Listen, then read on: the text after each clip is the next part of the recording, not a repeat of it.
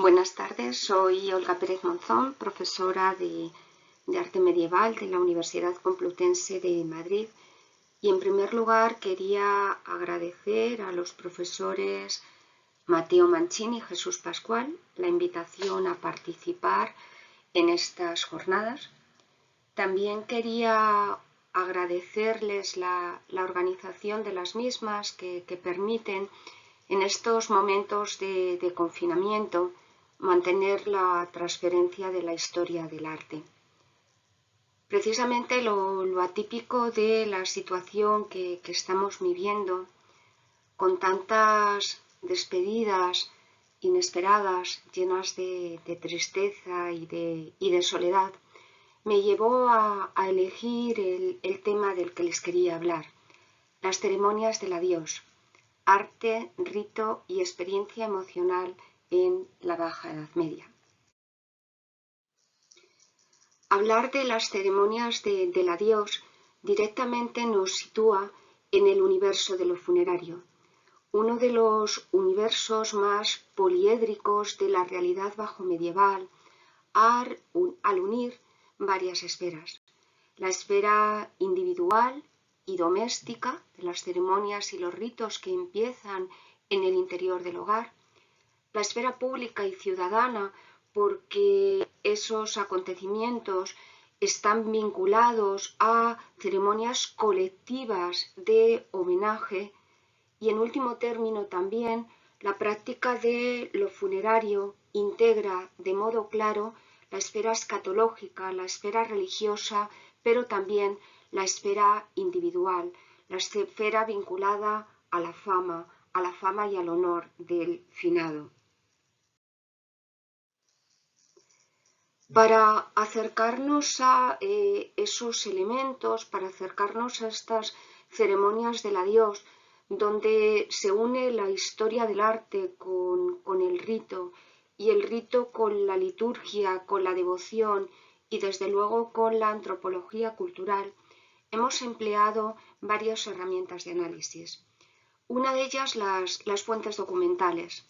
No solo los contratos o textos más expresamente relacionados con la historia del arte, sino de un modo muy habitual textos literarios, poéticos, donde se reproducen de modo arquetípico estas ceremonias de las que queremos hablar.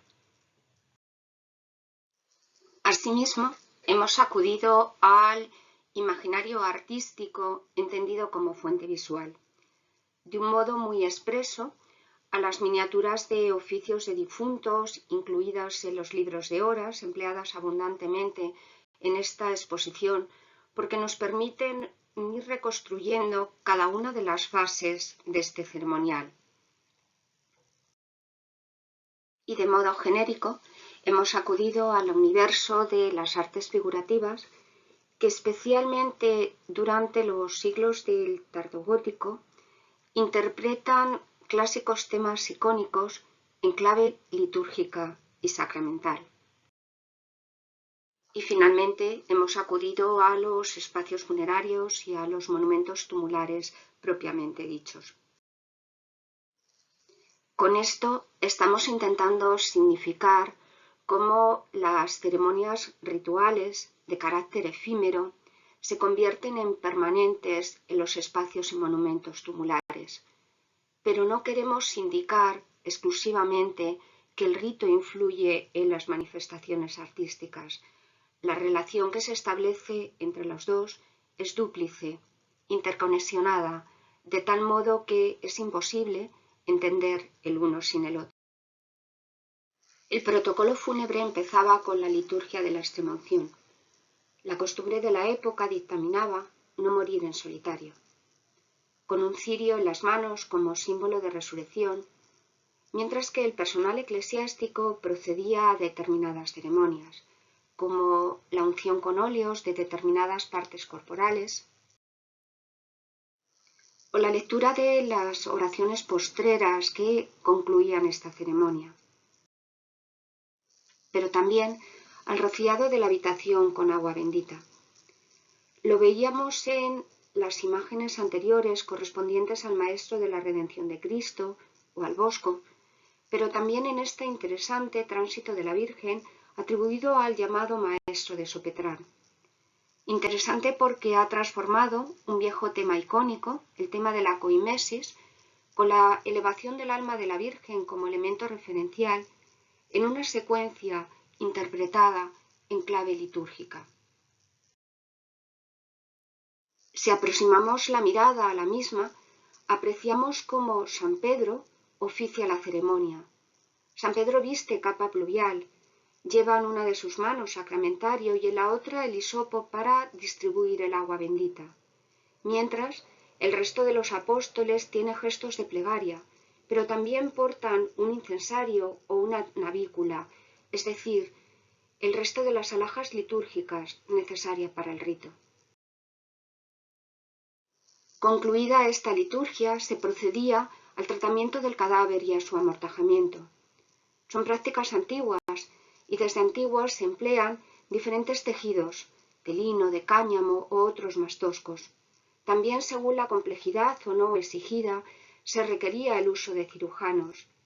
Y estas prácticas no estaban exentas del uso de sustancias aromáticas o otro tipo de sustancias que incidían en el carácter ritual. Ciertamente el imaginario artístico nunca otorgó un gran peso a estas escenas. Podemos reconstruirlas a través de algunas marginalias contenidas en libros de horas o unos interesantes sepulcros episcopales conservados en la Catedral de Burgos, donde una serie de familiares plañideros cubre el cadáver con una amplia sábana sudario, dejando o permitiendo la contemplación del rostro. Y ese detalle nos interesa especialmente porque está vinculado a la siguiente fase del ceremonial. La exposición pública o el velatorio, acontecimiento que ocurría normalmente en el ámbito doméstico y en un porcentaje más reducido en escenarios de carácter religioso. Los documentos de la época hablan de armarios, de catafalcos, de camas, en cualquier caso de piezas codificadas por arquitectura efímera y en algunos casos también por la reutilización del propio mobiliario doméstico. De hecho, de modo habitual encontramos cómo las camas se convierten en camas fúnebres o en camas expositoras, donde se depositaba al finado ataviado con los indumentos propios de su cargo y de su estatus. Concluido este rito, empezaba uno de los acontecimientos más dinamizadores de la sociedad medieval, la procesión fúnebre. Procesión interpretada por Alfonso X el Sabio como un signo de honra, de respeto hacia la persona fallecida. Procesión que conectaba el ámbito doméstico con el ámbito público de la Iglesia, donde se realizaría la misa funeral. Procesión que transcurría por las calles urbanas que se habían espectacularizado, vestido y engalanado para la ocasión. Procesión que contemplaba una audiencia heterogénea y siempre populosa, desde los curiosos a los ciudadanos, a una serie de actuantes cuya presencia era obligada en estos ritos. Pensamos en los plañideros, en los profesionales del llanto que con sus gestos arquetípicos enfatizaban el carácter luctuoso del acontecimiento. También en los plorantes, personas ataviadas con unas enormes túnicas que ocultaban su rostro y con ello enfatizaban la carga dolorosa del acto, pero también en los distintos representantes de las órdenes religiosas de presencia obligada y que se interpretaban como una especie de salvoconducto de salvación. Esta procesión, centrada en torno al difunto y sus símbolos, recorría armoniosamente, acompasadamente, los distintos escenarios de la vida ciudadana medieval. Su destino final era el templo para la celebración de la misa funeral, templo que asimismo se engalanaba, se espectacularizaba y cambiaba su fisonomía. Gracias a las ilustraciones de los oficios de difuntos de los libros de horas, podemos ir recorriendo cada una de las partes de esa liturgia funeral. El rito incluía el canto fúnebre que a veces podía iniciarse la jornada anterior. La liturgia eucarística propiamente dicha, que podía insertar gestos de gran trascendencia en la sociedad medieval, como la distribución de dinero entre los pobres, en clara exteriorización de una práctica caritativa dictaminada en mandas testamentarias. Finalmente, el rito concluía con la absolución y el rociado de agua bendita sobre el féretro. Terminado el rito y por lo tanto como conclusión del protocolo fúnebre, encontramos el entierro propiamente dicho, secuencia que especialmente tiene eco en las marginalias de los libros miniados. Hablar de ritos funerarios es hablar de espectáculos, es hablar de liturgias de carácter multisensorial, donde la luz tiene un papel importante, especialmente el carácter tremulante de los cirios y antorchas que estaban presentes en cada una de las fases de estos protocolos. También es pensar en música. Desde antiguo los instrumentos de viento tienen un componente funerario. Instrumentos que eran portados por distintos actuantes en estas procesiones, pero instrumentos que también adquirían un carácter monumental en los templos, especialmente con el toque a clamor de las campanas de sus campanarios. También es pensar en la palabra, de los rezos, del susurro de las plegarias y de los gestos histriónicos y llantos excesivos de los plañideros que, como una pieza fundamental, acrecentaba la sensación de duelo y de llanto colectivo exteriorizado en estas ceremonias. Unas ceremonias que estaban centralizadas en torno al difunto y sus distintos símbolos. Los ritos funerarios, en último término, nos llevan a reconsiderar la importancia del atrecho. Un atrecho que engalanaba no solo escenarios urbanos, sino el interior arquitectónico de la arquitectura doméstica y de los templos. Lo engalanaba y lo cambiaba, lo metamorfoseaba, porque realmente se conseguían escenarios mutantes, camaleónicos, cambiantes, que incidían directamente en el carácter persuasivo e impactante otorgado a estas ceremonias. En ese atrecho jugaron un papel fundamental los monumentos efímeros, las parihuelas, los catafalcos, las camas fúnebres que se convertían en el epicentro de las ceremonias y de modo metafórico en una de las exteriorizaciones del respeto y la honra al difunto homenajeado. Ese ornato también otorgó un papel fundamental a los textiles, tejidos que engalanaban o emparamentaron muros, pero también recubrieron ataúdes o configuraron una parte fundamental del atavío de los distintos presentes en esas ceremonias. El protagonismo de los textiles y su valor performativo y transformador en estas ceremonias ha sido resaltado últimamente en distintos estudios. Lo funerario también tiene un color. Desde el siglo XIII, el negro es el color luctuoso, color que aparece cubriendo muros, opacando ataúdes o definiendo la indumentaria de un buen porcentaje de los participantes en estas procesiones. Color que se acompaña con gestos de dolor y que incide en la vena emocional y experiencial de estos acontecimientos. El último componente de este atrecho fúnebre es la heráldica. La heráldica que tiene un valor identificativo pero también sustitutivo.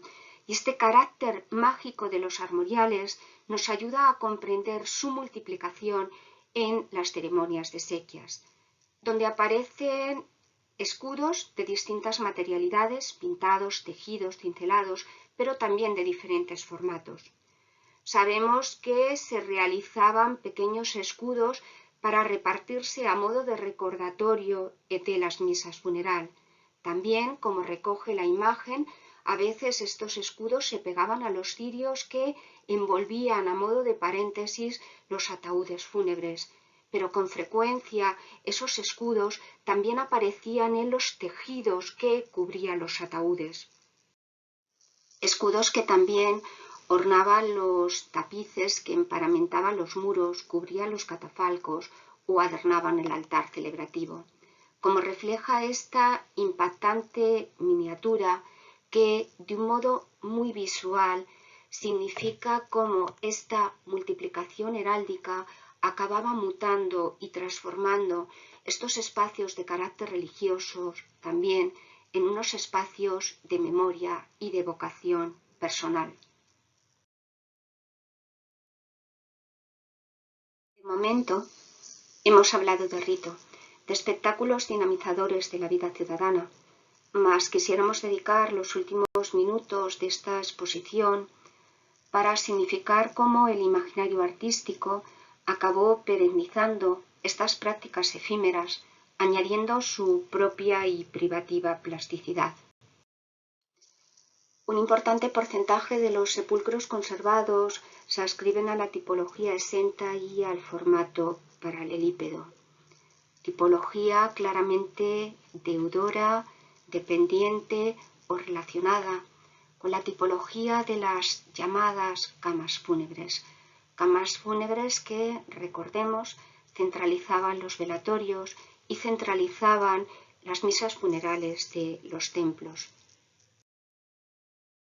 De hecho, en algunos documentos conservados, específicamente contratos artísticos, los sepulcros son denominados como camas fúnebres y esta identidad terminológica en el fondo habla de una identidad semántica porque al final los sepulcros podemos interpretarlos como una transposición artística de estos velatorios de carácter efímero. Lo comentado afecta a la propia narrativa de los sepulcros. Junto a escenas religiosas o de carácter escatológico, la heráldica ocupará un papel preeminente. Heráldica que perpetúa la costumbre del envolvimiento con armoriales de los ataúdes. En determinados ejemplos, como el sepulcro de Alfonso VIII, conservado en el monasterio de Santa María la Real de las Huelgas de Burgos, se convierte prácticamente en el tema exclusivo de sus paredes tumulares. Con el tiempo, la decoración heráldica no se circunscribe a los límites de los monumentos tumulares. Aparecerá ornando de modo frecuente y reiterativo el espacio arquitectónico. Se convierte en una parte fundamental de la escultura monumental. Aportan cromatismo, plasticidad, ritmo, escalas y reiteración, entendiendo la reiteración no como un elemento de pura monotonía, sino como una pieza fundamental en el lenguaje persuasivo que se quiere otorgar a estos espacios, porque, de hecho, si comparamos el interior de la capilla de Álvaro de Luna en la Catedral de Toledo con una imagen miniada de una secuencia de funeral, apreciamos la coincidencia semántica entre ambas imágenes. Pero de modo consciente, en la capilla Luna, lo que en las ceremonias era efímero se ha convertido en un lenguaje permanente, de loa, de respeto a la familia Luna y en concreto a la figura del condestable de Castilla. La cadencia por la representación heráldica en los monumentos funerarios está vinculada asimismo con la preferencia por un tema de dimensión memorial, la procesión fúnebre, tema de amplio empaque ciudadano que, como hemos significado, enfatiza el aspecto individual y nominativo de estas ceremonias. Un estudio transversal con sentido cronológico de las mismas permite apreciar una interesante evolución temática, cómo van cambiando en su representación de ceremonias de valor arquetípico y gestos estereotipados a otras cada vez más veraces, casi convertidas en fotogramas de momentos veraces o de momentos reales, eso sí, con el tamiz de la creación artística. Para exteriorizar esta idea hemos acudido a ejemplos separados geográfica y cronológicamente, pero que nos permiten pespuntear esta idea. El primero corresponde al infante don Felipe en Villalcázar de Sirga y que en cierto modo ejemplifica la práctica seguida en los sepulcros durante los siglos XIII y XIV. Una procesión fúnebre recorre todos sus muros, una procesión de carácter arquetípica, sin identidad nominativa, donde las figuras están identificadas básicamente por su atuendo, por su gesto y por los códigos representados. En esos códigos no faltan los plañideros, personajes del llanto que enfatizan el dolor de la ceremonia, ni los fieles escuderos que también con signos de llantos trasladan ceremonialmente el ataúd. Tampoco falta su cabalgadura, sin jinete, pero con su heráldica revesada, invertida, porque la colocación invertida de la heráldica era una señal de alteridad y por lo tanto era un emblema claramente vinculado a lo. En esta ocasión nos trasladamos de ámbito geográfico y cronológico. Nos situamos en el ámbito francés, en el siglo XV, la tumba de Felipe Pos en Escal de Borgoña. La caja sepulcral ha desaparecido y la tapa se convierte en una suerte de parihuelas portátiles que son portadas por plorantes, pero los plorantes ya no son relieves, son figuras sesentas y su escala ha adquirido un carácter monumental, con lo cual realmente el verismo, el carácter fotográfico arquetípico de la escena es incuestionable. Algo parecido ocurre con el sepulcro de Álvaro de Luna de la Catedral de Toledo. Lo más particular del mismo son las figuras angulares de escala natural que aparecen en las cuatro esquinas del sepulcro. Lo curioso o significativo es que esas imágenes aparecen perfectamente descritas en el contrato o protocolo notarial.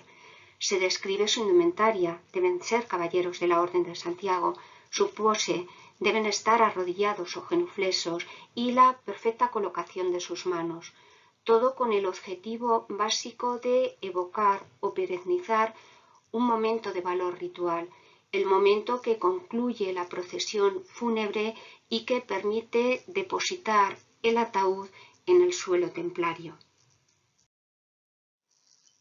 Y la cita es interesante porque ese momento nunca existió. Álvaro de Luna fue ajusticiado públicamente en la plaza de Valladolid y murió sin una ceremonia de esponsales. Pero, pasado el tiempo, su hija, María de Luna, casada con el duque del Infantado, decidió devolver la honra y la memoria perdida a su padre y decidió inmortalizar a nivel de materia artística un momento que nunca existió.